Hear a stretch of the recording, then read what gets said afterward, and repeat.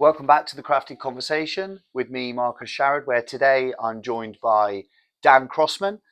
Dan is the head teacher of my kids' primary school, actually, St Mary's Primary School, Marlborough, and has been in that role for just coming up to 3 years. 3 years. And prior to that has a varied and interesting career in the primary education sector, where he trained in London and then has been in a number of deputy headship roles, a headship role prior to being here at Marlborough St Mary's. And I'll allow Dan to give a bit of context about the school itself.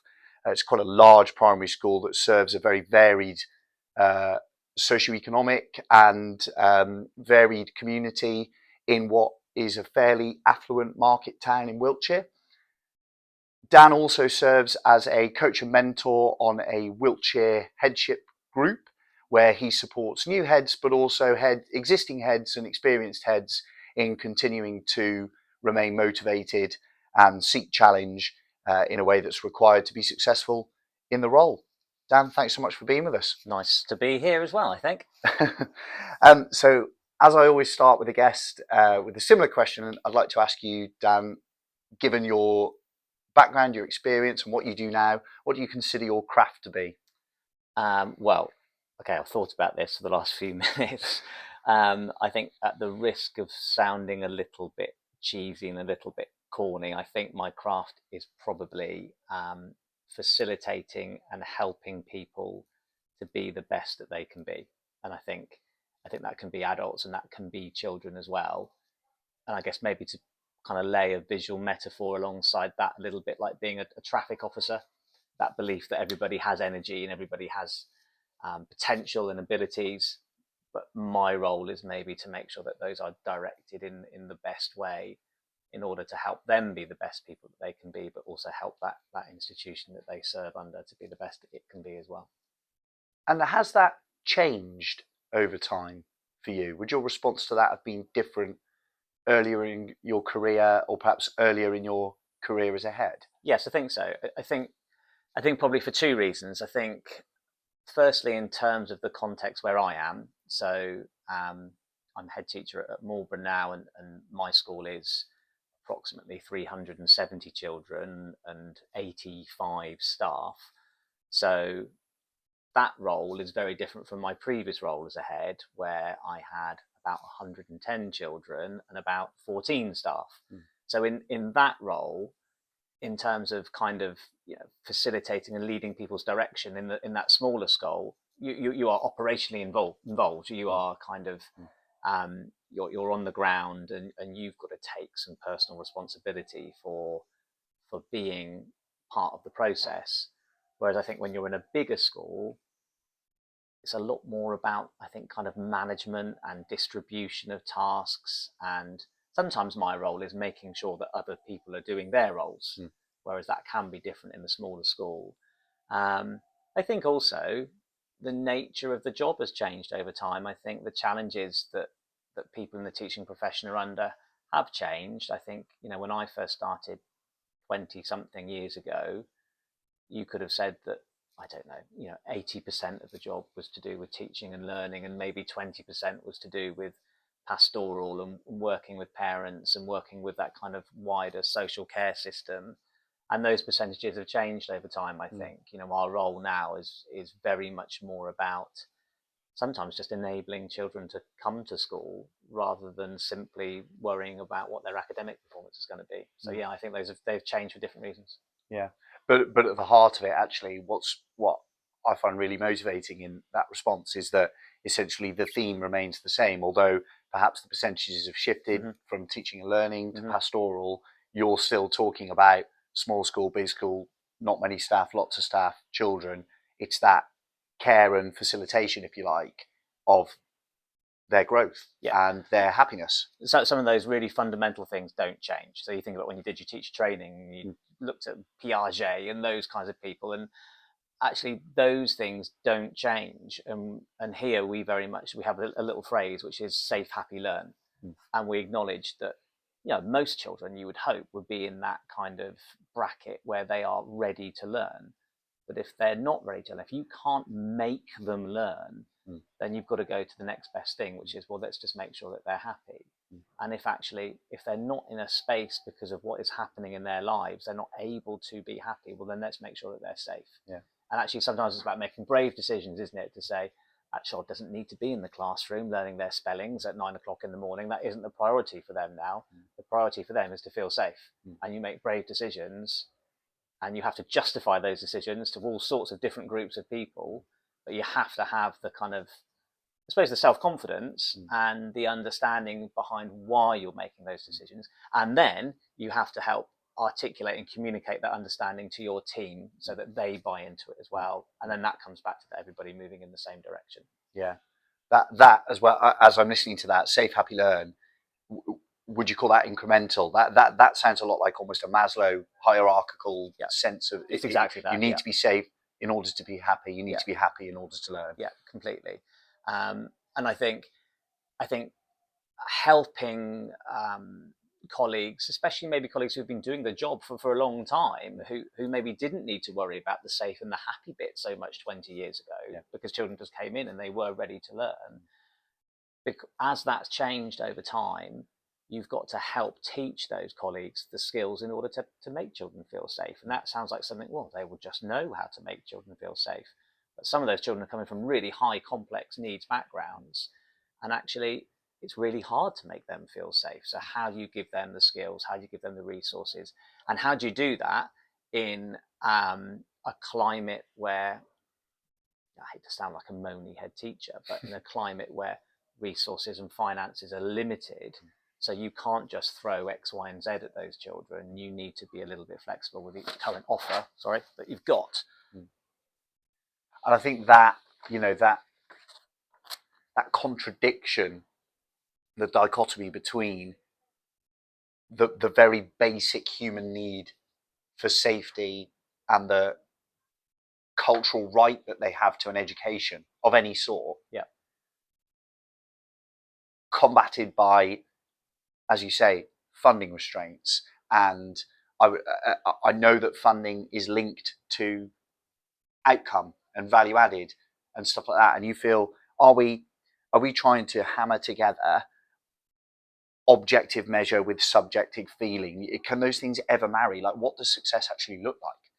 Yeah, so those things can marry, and I think there are two parts of what you said there. So firstly, I genuinely feel if there was no sort of, lots of the issues that we'll talk about, for me, will probably come back to the square root of inspection and Ofsted. And that kind of idea that there is always an outside agency looking at what you're doing. And when you speak to teachers, they will often feel, well, I can't make that decision to put that child into some kind of pastoral intervention, or I can't take some of the pressure away from that child because I have to achieve that academic outcome that you're talking about. Now, if that child is not safe and they're not happy, then the truth is they won't achieve that academic outcome anyway. If you're not able to be safe and happy and comfortable and ready to learn, then you're not going to learn. And I think there is a deep psychology that they're feeling the pressure to do that because of that culture of league tables and exam results and all of those kind of elements. So my job is not to give up on those high expectations. Of course, you've got high expectations for children. Of course, you want them to reach the potential that they can, but to help people recognize, well, they're not going to do that anyway. So let's take some of that pressure away so that when those teachers are making those decisions about what's in the best interest for that child, they're making those decisions based upon the context of that child, not based upon, I'm worried about what someone will judge me with when I've made that decision. So it's giving them ownership, it's giving them autonomy, but it's giving them the knowledge to make those decisions as well. And you mentioned the word brave before. Does it require brave leadership to empower your staff in that way and be willing to make decisions that potentially sacrifice the sort of inspectorate need for an outcome, to say that outcome's unachievable anyway because this child isn't safe and happy? Yeah, so I think, so the short answer is yes, of course it requires brave leadership decisions. And I think the role of head teacher is really unique because everybody has a slice of the pie in schools, and everybody has a slice of understanding. Literally everybody, because everybody went to school. So, or nearly everybody. So parents have a slice of the pie, and even when you go to the local authority, the SEND service will have a slice of the pie. They will have an element of understanding, and they will have objectives themselves. The behaviour support team will have a bit of understanding, and they'll have objectives themselves. Ofsted will have objectives themselves. The school improvement team will have objectives themselves. Governors will have objectives themselves. But the only people who I think really don't see all the different parts of that pie and the whole picture are the head teachers and possibly the senior leadership teams in bigger schools. And so ultimately it has to be those people that make the decision, where are you going to put your emphasis? What is your culture going to look like? How can you justify your decisions? Because you're the only people that see that whole picture. And all those other agencies actually come at it from self-interest. And you've got to be the one that's brave and say, well, actually, I know why. You've got to have faith in yourself, haven't you? I know I'm making that decision, and I'm justifying it because of these reasons. And if those reasons are for the best interests of your children in your context, then that's a good enough answer. Yeah, but that in itself, listeners will completely listen to your response and understand why you act in that coach and mentoring role for other heads, because heads, you are the head teacher. You are held by local authority outcomes.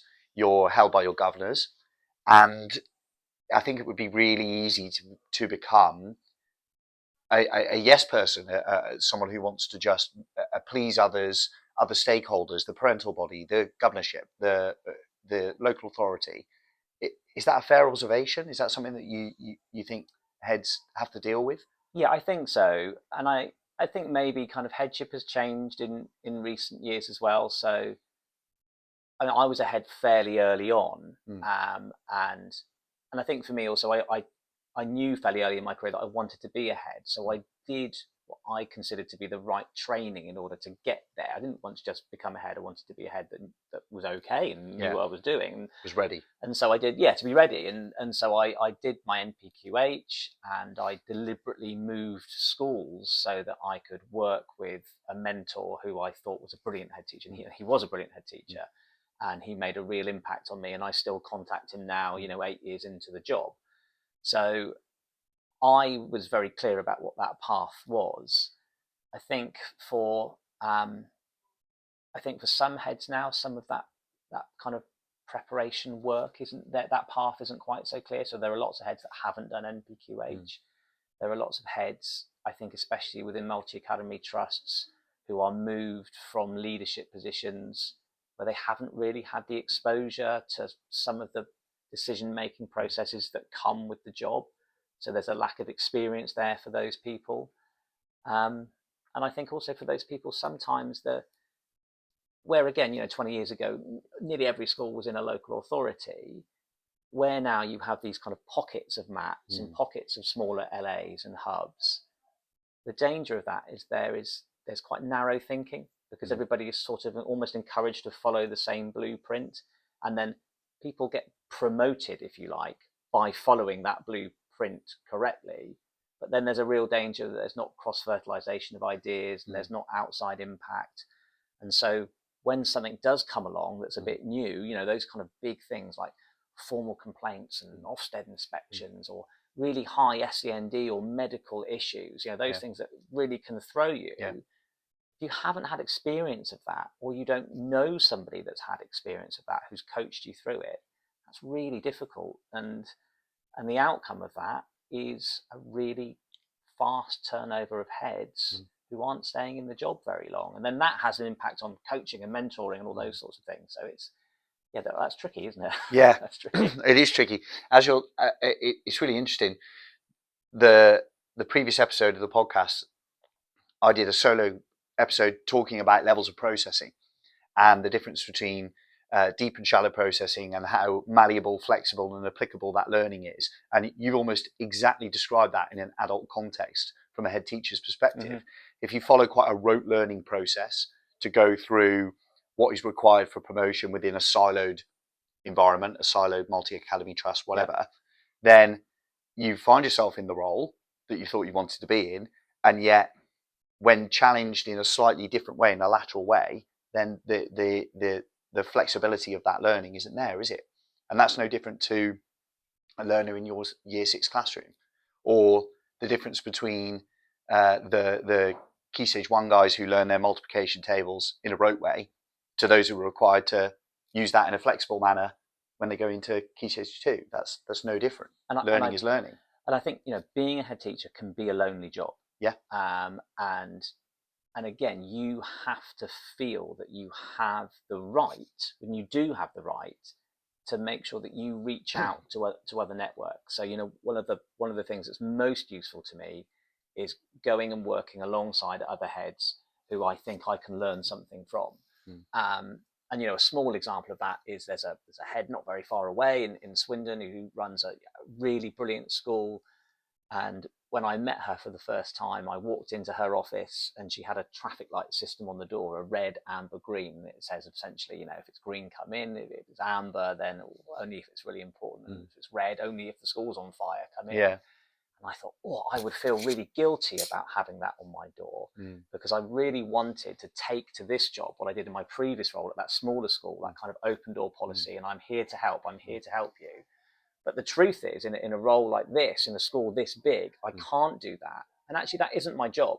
That it's my job to make sure other people are able to help everybody. And so when I first copy and pasted that system here, I felt terribly guilty about it. And I thought people would be terribly upset and that I would be sort of disowning them and alienating myself. And maybe they did feel like that for the first sort of couple of weeks. But actually, everybody respects it. The outcome of that is that I'm able to be more strategic and not operational. That's the best thing for the school. And then actually that's the best thing for your staff and your children working for you. But I wouldn't have come to that decision had I not spent that little bit of time just networking with other leaders who you can learn things from. That's kind of your classic difficulty in a leadership role, isn't it? Of I'm here to facilitate and help and work for everyone else and make them happy. But then, as you say, you become operational, and actually you remove the sense of agency from very talented, university educated individuals because you're doing stuff for them. And that removes their sense of agency. Whereas to facilitate is sometimes to be in quite a messy zone where you go, what would you do?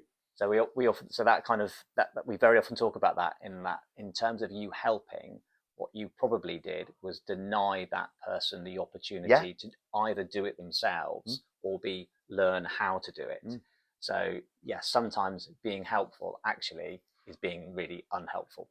Or from a lateral perspective, come up with a brand new way of dealing with that problem that no one had ever come up with before, demonstrated a level of creativity that we'd not considered.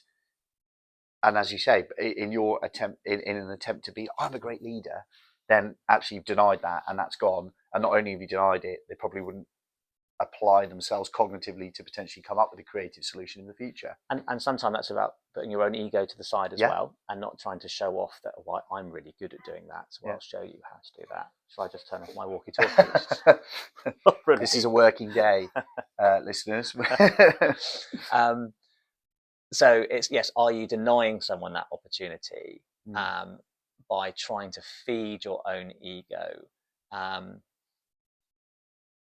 But equally, I think by doing that, sometimes you want to do it because you want to show that you can do it too. And actually, people, most of the time, they don't need to see that anyway. No, you're in the role. Yeah. What's the greatest challenge for head teachers in the maintained sector in a primary school currently?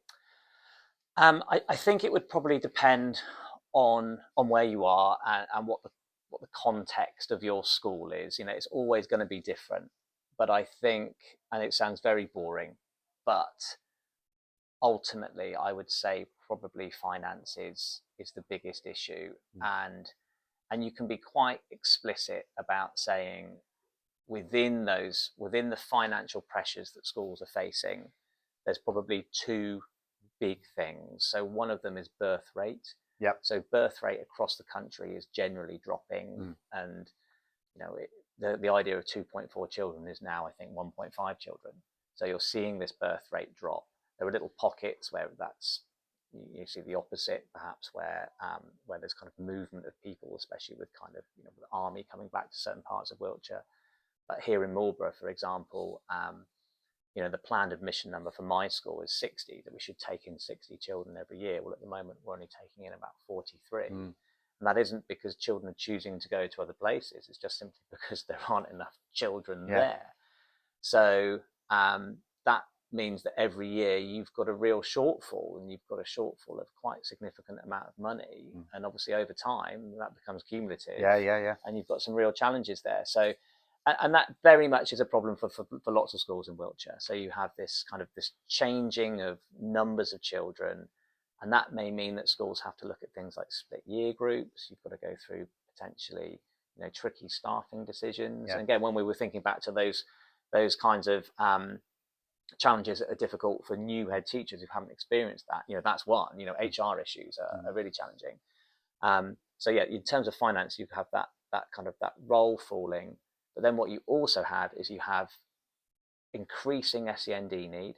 And that is, I wouldn't say that is specific to us. I would say that is a general trend. That's unanimous. We see that, as listeners know, I work in an independent senior school, and that it's exponential rise. And I think we could probably talk for hours about the reasons behind that, but there's no doubt that it's happening. You're seeing this rise in SEND. You're then seeing a lowering of funding. What you've also got is a lack of specialist school places. You've got a lack of resource-based places. So we have a resource base at my school, but the demographic that we're seeing in the resource base would historically have been children that probably would have been at the strata above in special school. So you're seeing this sort of trickle-down effect that's increasing that SEND need further and exacerbating that issue. And then you have the lack of resources alongside that. And that then feeds into kind of more complicated issues to do with educational healthcare plans and how you look at the banding and the funding behind those. But those pressures on schools are very, very challenging. And I think when we then talk about, safe, happy, learn, trying to make sure children are safe, step number one, actually that's becoming challenging, I think. And when you say, for confirmation for listeners, a resource base is essentially a specialist strand of education that you operate within your school. It's exactly that. It's almost like a little school within our school. Yeah, a little special school within the school. Our kind of ethos is that's absolutely inclusive, and it's the barriers to it are permeable, so children will come in and out of the resource space and go in and out of mainstream.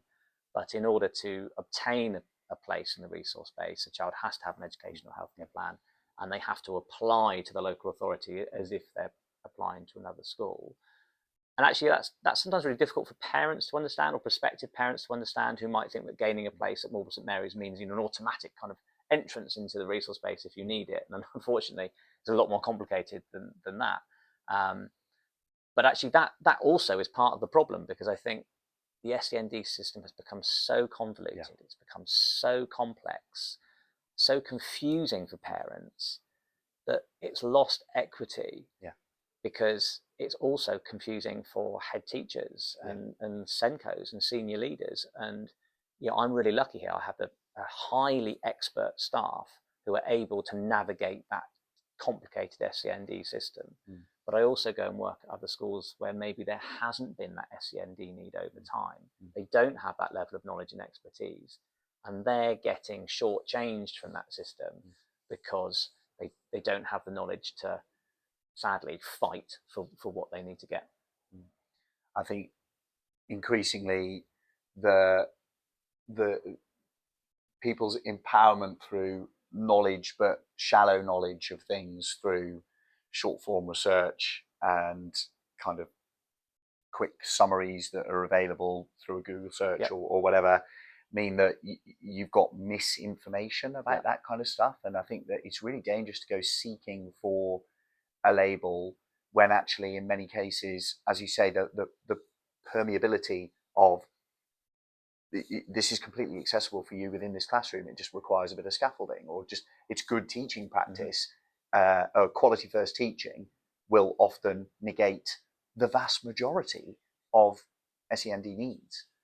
SEND need does not mean automatic resource base. That's right. Is certainly my perception as an educator. Yeah, and I think, but that also comes back to, if you're somewhere like here, where you know you have several of your staff who are SEND experts, if you like. So, for example, one of my resource-based teachers today is out of the class, and her role on a Tuesday is she does drop-in surgery sessions into every classroom and supports teachers in providing that quality first teaching for those children. But we're a school of 380 children, so and 85 staff. We can just about sort of absorb that within our staffing structure. Other schools can't do that, and so then you end up in this sort of vicious cycle, don't you, where so if you can't upskill your staff because you don't have access to those resources, then those SEND problems potentially become bigger, which creates more of a challenge on the staff, and you're in this horrible loop then, aren't you? And I don't quite know what the answer is for those schools. I mean, I guess the answer probably lies somewhere within networking and collaboration, but again, that's another job to do. Yeah, we live in a community which is fairly a largish market town in a rural county, and this is by far the largest primary school that parents can select from, and we have a number of smaller village schools nearby. Is your sense, your projection to the future as a head and as a forward-thinking head, that the role of the small village quaint option of education at primary level going to fall away as a result of these struggles and lack of funding? And I, as a parent, would find it difficult to send my child to a school where I knew that they were mixing year groups, for example. I don't know if it will fall away, but I think it will change. And, traditionally that model of your small village primary school with a head teacher at the top of that leadership structure, I think that will fall away. And I think take more of a trust. That's right. And, we see this all the time with kind of, small primary schools where actually you end up with what's essentially an executive head teacher over 2, sometimes maybe 3 schools. And I would have concerns about that as a structure going forward, because even if you are head over the same amount of children as I am here, so if you were the head of 3 small primary schools, let's say there's 100 children in each school, 300 children, so you're still less than what I'm managing here. But it's just the logistics of that. It's just the driving in and out of it. It's just the contact that you have with parents. It's the building of relationships with people when you're not there. The best one, Teams was great, wasn't it? We discovered Teams during COVID, but Teams is not a substitute for going and talking to your staff in the staff room and having a cup of tea with them and meeting the parent on the gate, really understanding their issues. So sort of head by proxy is financially efficient, but I'm not sure it really cuts the mustard. So I think there's a problem there for smaller schools. Yeah, for sure. Something to solve. Now, you mentioned the parents on the gate, and that's something that, as a parent of the 2 children, both my children, school age children that are here, and I've been a governor here, be it for a short time, and I see the work that you do every single day on that gate, yourself and your leadership team. And I, from one educator to another, find it inspiring and incredibly impressive how visual you are. I also notice, because as an educator I can see through the work that you're doing, the amount of teaching, leadership, guidance you're providing to adults, to parents of children in the school. And I wondered if you could speak to that at all, that observation that I've made. Yeah, I think being on the gate, that's one thing, isn't it? And I think that's really important, and it's important for so many reasons. I think firstly, you build some relationships with those parents, and they see you as somebody that they can trust. And actually, some of those kind of more informal conversations about what did you do at the weekend, those kinds of things, actually they help to see you as a human being as well, rather than just sometimes the head teacher, the figurehead of the school, can be almost an abstract concept, and you become the school. Yeah. So being stood on the gate, and I've always tried to approach it in a fairly informal way. So there are parents who call me Dan. There are parents who find that really awkward and will always call me, Mr. Crossman or Sir. But I'm absolutely happy for them to call me Dan, so that we kind of build that relationship. So first of all, it's building a relationship with them. Secondly, it's also nipping problems in the bud. So we live in a world, like you say, where people can do Google searches and they can compose an email response through ChatGTP, and a small gripe or a small concern can very quickly snowball into a formal complaint, which is going to take up hours of your time, hours of your governor's time, hours of the poor teacher's time, and have a real negative relationship bias. Yes. So having those conversations on the gate with those parents who have got the concerns, that can often nip those problems in the bud before they become anything bigger. And I suppose the third part is it does give you the opportunity to sometimes very deliberately demonstrate to parents who find their own children often difficult to manage. Yeah. Well, these are some of the techniques. We talk about kind of 5 to Thrive with parents, and we talk about Safe, Happy, Learn. Yeah. These are some of the techniques that have worked in school. Is this something that can work at home and something that you model with them? And that's a really difficult balance, because you don't want to be patronizing either. No. And also, home isn't school. Your children will behave differently at home. Of course they will. But again, if you know the parent and you've got some relationships with them, then that third bit will probably be a bit easier anyway. Yeah. The thing that strikes me, as I said a couple of times, but as a reminder for listeners, that where we live, Marlborough in Wiltshire, it is an affluent market town. It is a nice place to be. It's a nice place to grow up. Yeah. During the short time that I governed here, and just as an observant parent and a fellow colleague, the disparity, the social disparity between those that you would consider to be quite high middle class individuals, professionals, highly educated professionals, affluent themselves, to the lower socioeconomic and the need is incredible.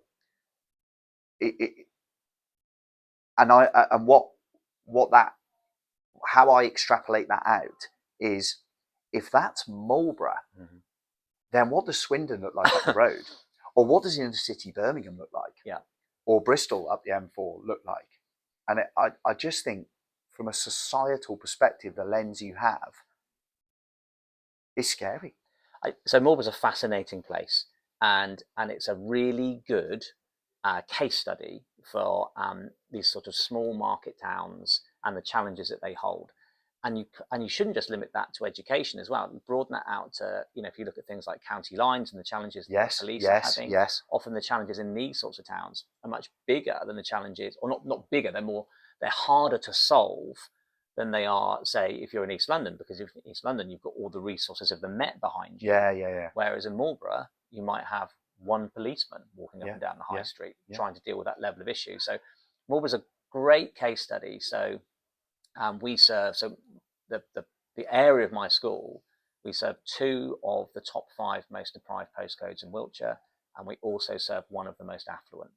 And that contrast absolutely exacerbates those challenges. And there's some data that you can put behind that. So, for example, our level of disadvantaged children is higher than the national average.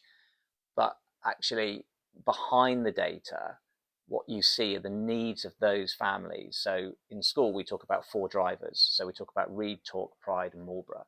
And our curriculum is geared around those drivers. So readers, children often come in with a low phonic ability and maybe shouldn't be where you might hope they would be in terms of their baseline. Talk is obvious that in terms of actually their ability, they haven't grown up in a kind of communication-rich environment, and their talking and their speech and their ability to listen can be quite low.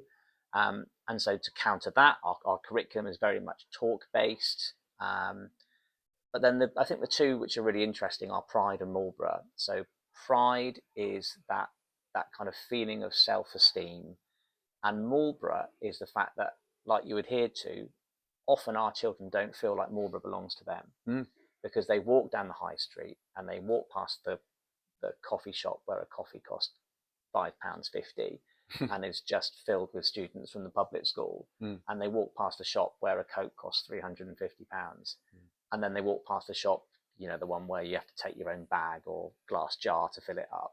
That doesn't mean anything to those families. They can't access that, and so Marlborough doesn't belong to them. So we have to make decisions about how are we going to make our children feel like the high street is theirs and doesn't belong just to that affluent one postcode. And that can be really small things, like making sure that they open the literature festival by singing on the steps and looking down the high street. And we say to them, that's your high street. It could be the fact that they do a little bit of waitering and waitressing at Rick Stein's, and we have the Marlborough pudding on the menu, so we say that's our pudding.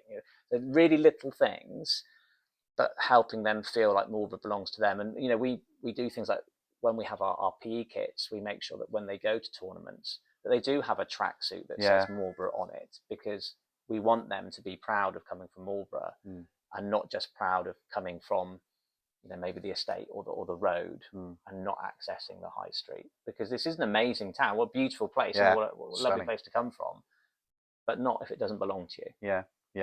I anecdotally, my son is in year 1 and went to Pizza Express last week and went and made their pizzas on the part of a school trip. And actually, from a wider perspective, as someone who I work at the public school and I'm up and down the high street in the day, and the amount of times that you see Marlborough St Mary's kids in their high vis out and about, accessing the high street, going to the church, is great.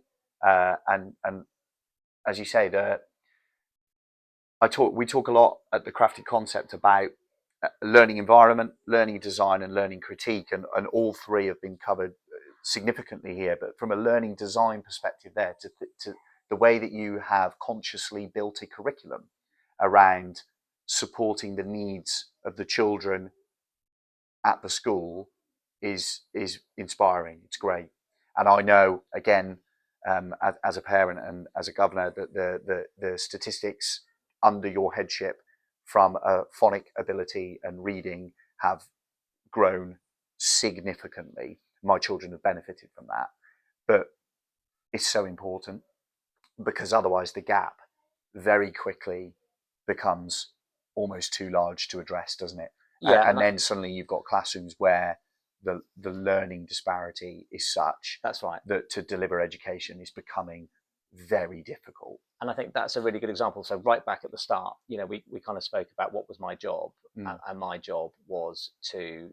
it's worth noting before you actually that when you got the job, the big headline was Mr. Dan Crossman, who's got a real expertise in maths, because maths was, from an Ofsted perspective, here was considered to be the weakness. Yes. And you've come in and gone, it doesn't matter about maths. That's right. We need to talk about reading and talking. That's exactly what happened. So when I started, you do kind of your classic first 100 days where you try to find the state of the nation, don't you? And you talk to everybody and you get everybody's opinion. You ask them, okay, what do we need to change first? And of course, you then end up with a list of probably 200 things that you need to change first. And so that's where you have to make that brave decision.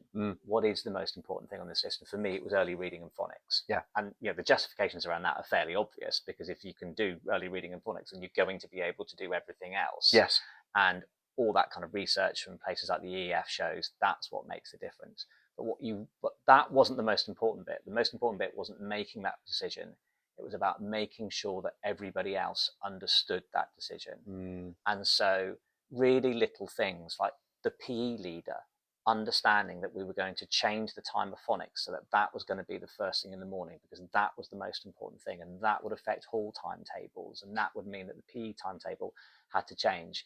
And she would say, I'm a bit annoyed by this, but I do understand that this is the most important thing at the moment. And when you hear that, you know that you've won. You know that everybody understands that is priority one. And in terms of results, we went from, I think it was about 68%, something like that, before I arrived, and now we've been 91% for the last couple of years. And so you see the sort of the data-driven results, but more important than that, you see a team that understands this is direction A at the moment. We're all going in that direction, and once we've solved that problem, then we can have a discussion about what problem 2 and 3 are, and then we'll all go in that direction as well. So it's that technique, isn't it? It's that sort of leadership oversight that then leads the rest of the team. Yeah. No, it's great. And you talk about learning environment. We don't just mean the children in the classroom down the hall from here. We're talking about the nature, the fabric of the building, and that if everyone is moving, not even pushing, pulling, that feels like there's too much effort in pushing and pulling. They're just flowing in that direction, which at the moment is reading, writing, reading and phonics. Then you're going to get some growth and movement. I quite literally do a visual thing sometimes, which is that we're sort of almost imagining myself on kind of like a kayak, kind of going down a river, that you're kind of all going that way. And every now and then you just need to grab that person and grab that person and just bring them back with you. And it's not because they're deliberately bucking against the trend or trying to be difficult. It's just more likely they had an enthusiastic idea and they're going off over here, and you've gone, that's great. But remember, at the moment, that's the direction of travel. So let's just come back here, and then we can talk about that one once we've achieved this one. Yeah, and in an environment that supports colleague agency and appreciates their competence, you would want your PE lead, your science lead, to want to really drive their silo, because that's their passion. If they weren't, then you'd almost worry that you've gone the other way and it's a bit authoritarian and people are just turning up to work and doing the day-to-day. That's right. Doing the implementation. You need to give them the opportunity to decide what the intent is as well. And actually the ultimate barometer of that is your staff leaving and going on to bigger and better things. And I think we see that as a real success. If you've got staff going on to do headships themselves and going on to do deputy headships and advisory roles, that means that something worked. And yes, it creates a level of challenge for you to try and replace those people and try and build up that expertise again. But you should never see that as failure. That's success. Yeah. So to finish, Dan, as again a question that comes up with every guest, what's your best failure of late? Many failures you learned from? to choose from. I'll choose something that I did terribly. So this was something that happened at the end of the summer term, where we've been having a real push on attendance. And I wasn't in school. I was actually at a hospital appointment, and I took my laptop with me. And I was looking at attendance. It was a Friday. Attendance had just dropped off suddenly on that day. And I decided that the best response to this would be to send a stroppy email to all my staff, telling them off about how dreadful attendance was and expecting them to action this within about 45 minutes. And I came back to find one of my teachers in tears about this and upset about this. And I realized what a stupid thing it was that I had done. And I then had to eat humble pie and apologize to those people, because it was a ridiculous thing to do and a stupid thing to do. But what we then did was, in an SLT meeting this term, is we did a training session on how to lead effective change, because we knew we've got some projects coming up where we need to think about those really carefully. And we used that as an example of how not to lead effective change and how actually, if you don't plan it, if you don't think it through, if you don't consider how it's going to affect people, it's never going to be successful. So we'll keep making mistakes, but just make sure that you're self-reflective and you own your mistakes and you go and say sorry to the person who you made cry. Well, that's a lovely example, because the humility that you've shown just authenticates your significant leadership ability, the reason that you're in the role. Just being able to go, you'd have to check with her, make sure that it doesn't work here anymore. No, that's great, Dan. I really appreciate your time. The listeners really appreciate your time and your insight. You do a wonderful job here, and it is a bloody difficult job at present and probably going forward in this sector. It is a difficult job. It will always be a difficult job.